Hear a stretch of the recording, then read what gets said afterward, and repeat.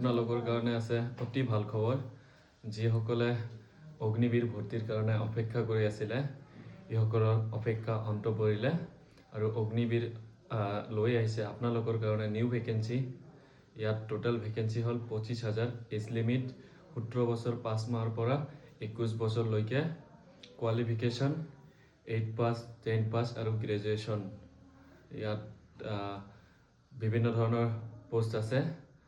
8 পাছৰ কাৰণে ট্ৰিটমেন্টস আৰু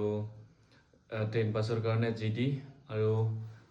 টেকনিক্যাল ক্লাৰ্কৰ কাৰণে গ্ৰেজুৱেশ্যন পাছ লাগিব গতিকে